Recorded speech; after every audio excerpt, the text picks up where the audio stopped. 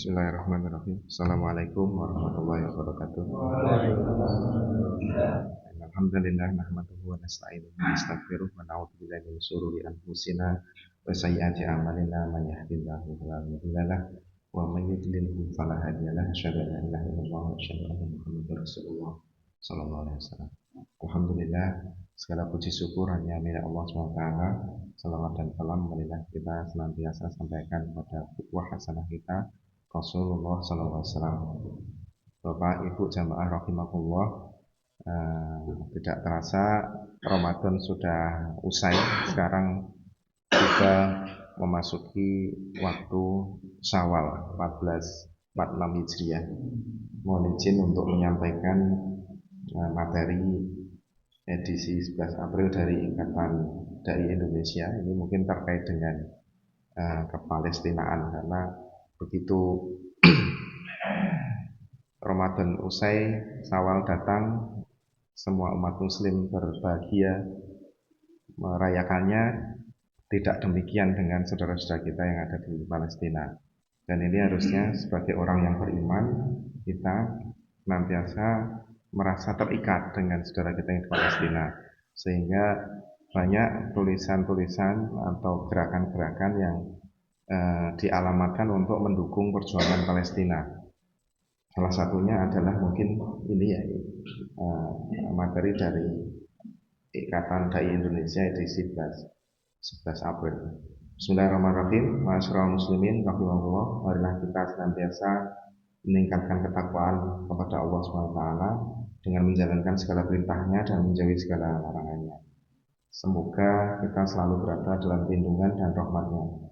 Pada hari yang mulia ini, kita berada di bulan Syawal, bulan yang penuh dengan keberkahan dan kemenangan bagi umat Islam. Syawal bukan hanya menjadi momentum merayakan Idul Fitri, tetapi juga pengingat dan akan perjuangan dan kemenangan umat Islam dalam sejarah. Salah satu peristiwa besar yang terjadi bulan Syawal adalah perang Uhud. Dalam perang ini umat Islam mendapatkan pelajaran berharga tentang keteguhan, kesabaran, dan pentingnya persatuan. Kemenangan sejati bukan sekadar kemenangan fisik, tetapi juga kemenangan dalam mempertahankan iman dan nilai-nilai kebaikan. Allah Subhanahu wa taala berfirman di dalam Al-Qur'an, A'udzubillahi minasyaitonirrajim. Subhanalladzi asra bi 'abdihi lailan minal masjidil haram ilal masjidil aqsa alladzi barakna haulahu linuriyahu min ayatina innahu huwas samiul basir. Maha suci Allah yang telah memperjalankan hambanya pada suatu malam dari Masjidil Haram ke Masjidil Aqsa, yang telah kami berkahi sekelilingnya agar kami memperlihatkan kepadanya sebagian dari tanda-tanda kebesaran kami. Sesungguhnya Dia adalah yang Maha mendengar dan Maha melihat. Quran Surat Al-Isra ayat 1.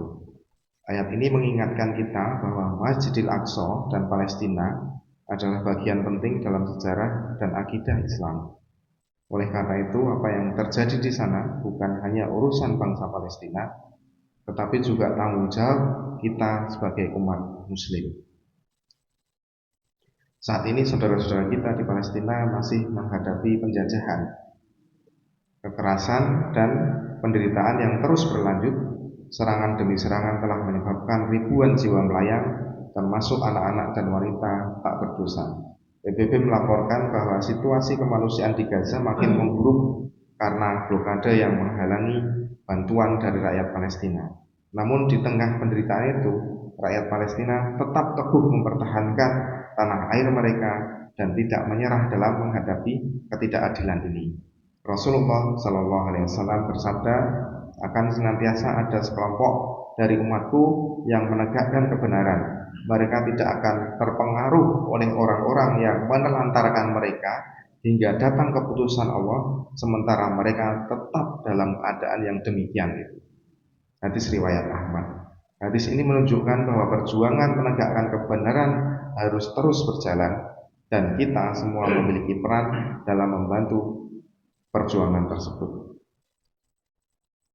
Hadirin yang berbahagia, sebagai umat Islam, kita tidak boleh hanya diam melihat penderitaan saudara-saudara kita di Palestina. Kita memiliki kewajiban moral dan agama untuk memberikan dukungan dalam berbagai bentuk. Ada beberapa hal yang dapat kita lakukan untuk membantu perjuangan pada Palestina. Yang pertama, berdoa untuk Palestina. Doa adalah senjata orang beriman, maka kita senantiasa mendoakan keselamatan dan kemenangan bagi rakyat Palestina.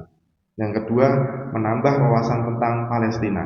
Dengan memahami sejarah dan kondisi yang terkini, kita bisa lebih sadar akan pentingnya perjuangan ini. Kemudian yang ketiga, menyebarkan informasi tentang Palestina. Dengan membagikan berita dan edukasi, kita dapat meningkatkan kesadaran masyarakat tentang isu Palestina. Yang keempat, berinfak dan bersedekah.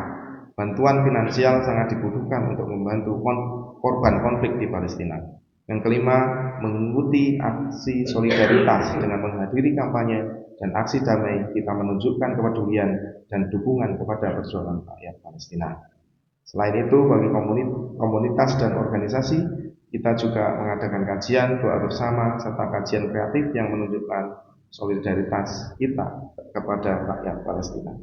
Hadirin yang berbahagia, gerakan kemanusiaan dalam mendukung Palestina ini tidak hanya di Indonesia, tetapi juga di dunia.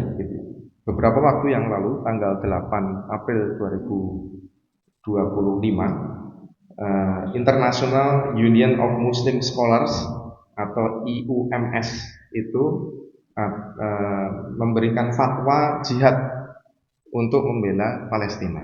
Dan pernyataan ini, 15 pernyataan ini sudah mendapat dukungan dari Majelis Ulama Indonesia melalui Ketua Bidang Hubungan Luar Negeri dan Kerjasama Internasional Kiai Haji Sudarmoto Abdul Halim menjelaskan bahwa fatwa ini sejalan dengan keputusan Istimewa Ulama fatwa MUI yang menegaskan kewajiban umat Islam untuk membela Palestina dan harus didukung secara meluas.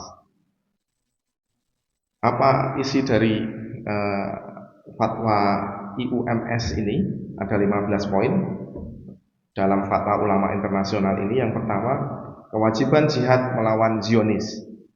Kemudian yang kedua, larangan mendukung musuh. Yang ketiga, larangan mensuplai sumber daya. Yang keempat, himbauan pembentukan aliansi militer Islam. Kemudian yang kelima, tinjauan ulang perjanjian dengan Zionis. Yang keenam, jihad dengan harta. Yang ketujuh, larangan normalisasi hubungan dengan Israel. Yang kedelapan, peran ulama harus tetap bersuara kepada Palestina. Yang ke-9, boikot komprehensif.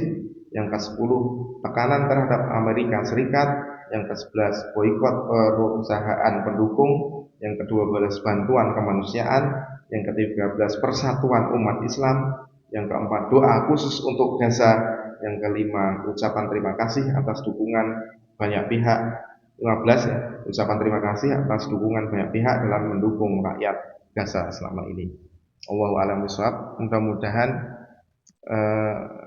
fatwa ulama internasional dan MUI ini menjadi penyemangat bagi kita untuk senantiasa menghadirkan jihad untuk membela Palestina paling tidak di dalam hati kita. Kemudian bisa kita implementasikan melalui aksi-aksi nyata, baik itu melalui status kita, sosial media status kita, atau yang lebih baik lagi adalah mengeluarkan sebagian harta kita, infak sedekah untuk perjuangan rakyat Palestina melalui lembaga-lembaga yang sudah dipercaya atau melalui lembaga-lembaga negara, melalui Basnas sekarang hari ini juga sudah mengeluarkan khusus untuk infak, menampung infak sedekah khusus untuk Palestina.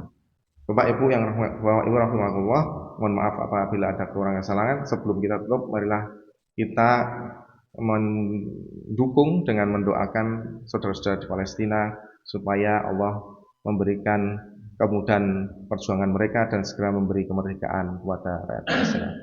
Allahumma sholli ala sayyidina Muhammad wa ala ali Muhammad. Allahumma a'izzal Islam wal muslimin, Allahumma a'izzal Islam wal muslimin, Allahumma a'izzal Islam wal muslimin, Allahumma ansur ikhwanal muslimina mujahidina fi Palestin wasabbit imanahum wa wahid sufufahum wa anzilis sakinata fi qulubihim. Allahumma dammiril yahuda wa Israil. Allahumma dammiril yahuda wa Israil. Allahumma dammiril yahuda wa Israil wa syattid samlahum wa farik jam'ahum. Allahumma ansur ala mujahidina a'da'ana wa a'da'adin birahmatika ya arhamar rahimin. Rabbana atina fid dunya hasanah wa fil akhirati hasanah wa qina adzabannar. Subhana rabbika rabbil izzati amma yasifun. Wassalamun ala mursalin. Alhamdulillahi rabbil alamin.